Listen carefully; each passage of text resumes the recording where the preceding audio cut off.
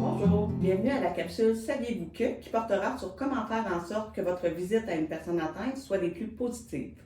Premièrement, trouvez le meilleur moment pour rendre visite à la personne. Ça peut être le matin lorsqu'elle est bien réveillée ou encore peut-être en milieu de journée avant qu'elle ne soit trop fatiguée. Deuxièmement, gardez à l'esprit que le nom par lequel vous avez l'habitude de l'appeler pourrait ne plus faire de sens pour elle.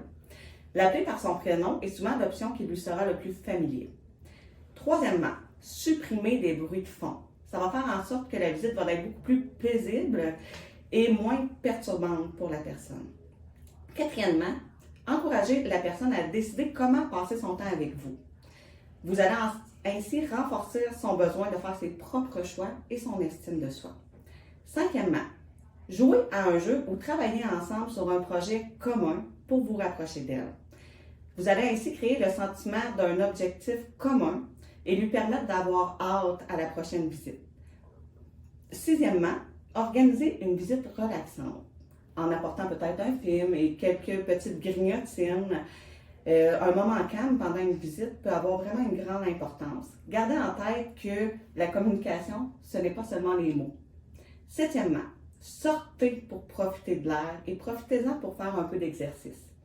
Huitièmement, incluez d'autres personnes lors de la visite, même si elles ne peuvent pas être là physiquement.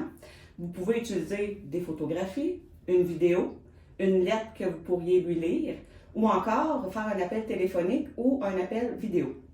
Neuvièmement, si la personne vit dans un milieu d'hébergement, renseignez-vous à savoir si vous pouvez apporter un animal de compagnie. Les animaux peuvent être calmes, joyeux et favoriser les rapprochements entre les personnes, surtout lorsqu'ils ont des troubles pour communiquer. Dixièmement, il se peut que votre proche vous demande quand elle va pouvoir rentrer chez elle ou encore quand une personne décédée depuis longtemps va venir lui rendre visite. C'est important de répondre à ces questions difficiles-là en acceptant l'émotion ressentie en arrière des mots, en arrière du message et en la rassurant. Une autre idée qui pourrait être intéressante, un cahier des visiteurs peut servir de pense-bête pour savoir qui est venu lui rendre visite et ce qu'ils ont fait ensemble